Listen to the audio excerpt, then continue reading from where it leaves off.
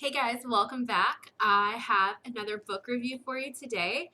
So, this is the first week in October, and I figured that for the month of October, I would kind of try to have a theme that could get us like on that kind of spooky bandwagon. So, I decided that for October, I am going to do true crime, which is, a little bit dark, a little bit creepy, and there's so many books about it, and it's so popular right now.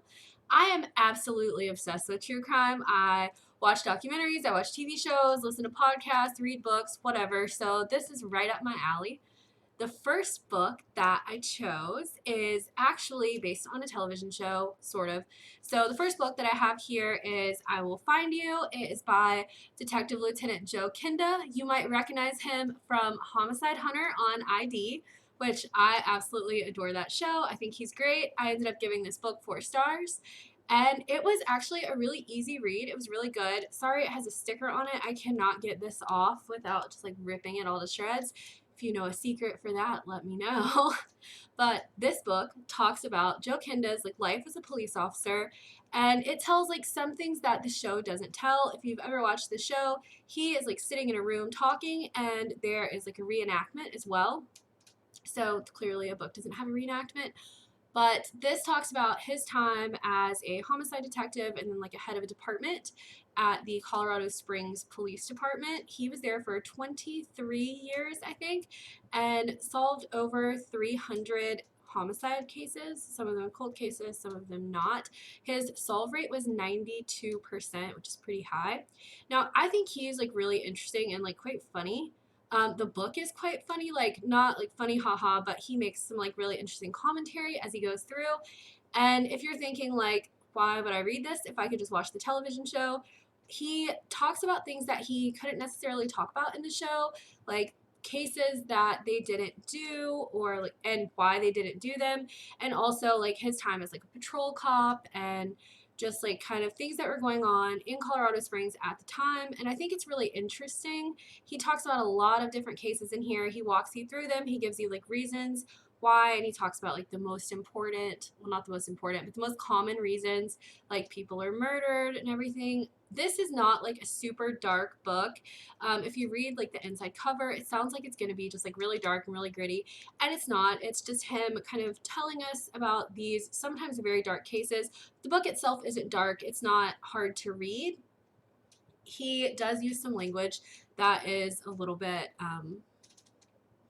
bad at times, but most of it is like his memories of things. So that is something to keep in mind. But the book itself is pretty PG, I think, and like I said, it's really interesting. He worked for a very long time. He was doing this for a very long time, and he has a really interesting perspective.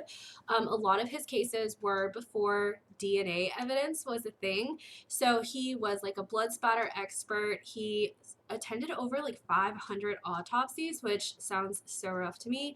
But he was kind of doing just a lot of things. He was an expert in a lot of things before DNA became a thing and before it was, so easy to just like pick something up and kind of know who the person was. So I think that's really interesting because he was a cop from like the 70s to the mid 90s.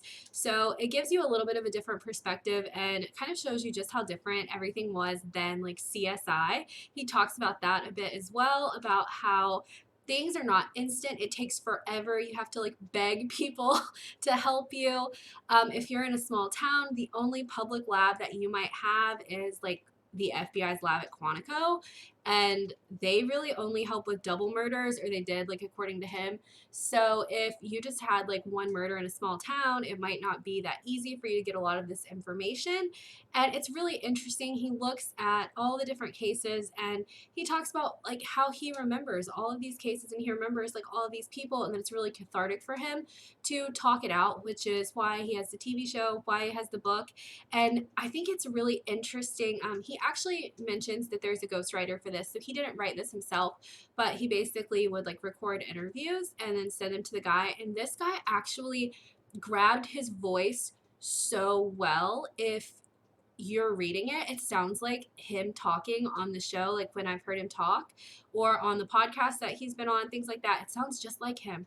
So I think that's so interesting because that cannot be easy to do. So I'm like, yeah, read this because that's great. So this was written, I think, 2017. So like his show is ending, but hopefully he'll have another book out because I thought this was really good. And like I said, it's an easy read. It gives you kind of an insight into like what it would have been like back in like the 70s, 80s, 90s when you don't have like CCTV, you don't have DNA evidence, you don't have so many things that are just like right at cops' fingertips today or detectives.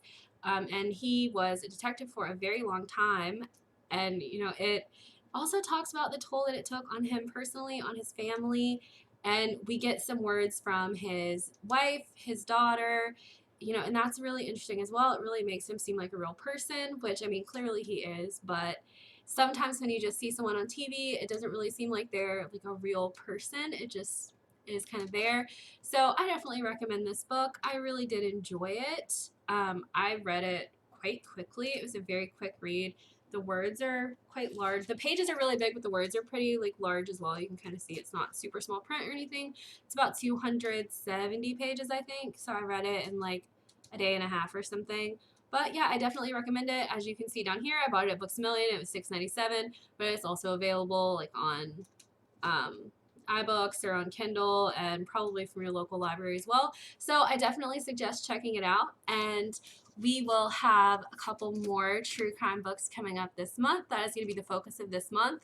So I hope that gets us a little bit into like the spooky Halloween season. I'm not sure if the books that I picked are going to be really scary or what, but I really hope that everyone enjoys them. And I will see you guys next week. Bye.